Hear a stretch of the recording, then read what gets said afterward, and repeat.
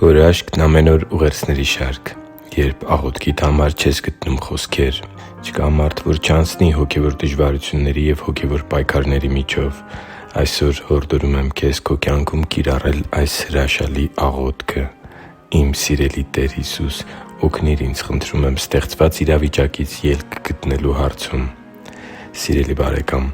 այնուամենայնիվ պետք է խոստովանեմ, որ իմ կյանքում ևս եղել են իրավիճակներ, որ անգամ աղոթքի համար բառեր չեմ գտել։ Երբևէ զգացե՞լ ես, որ չես կարողանում աղոթել։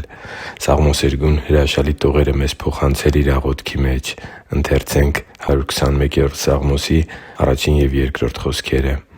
«Ես բարձրացնում եմ իմ աչքերը դեպի սարերը,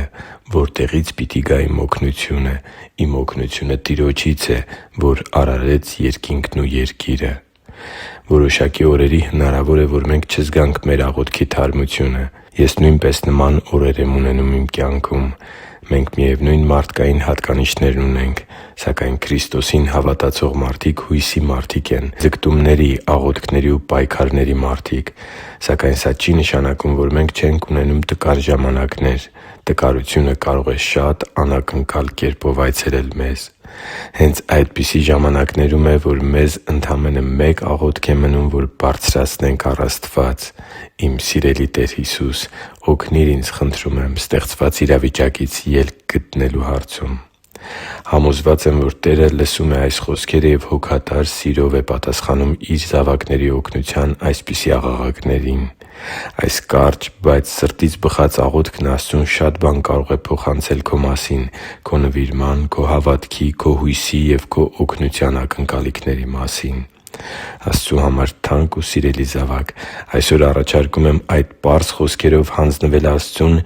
հիշելով, որ Նա հավատարիմ է ու որ Նա երբե՛ք չի լքի քեզ։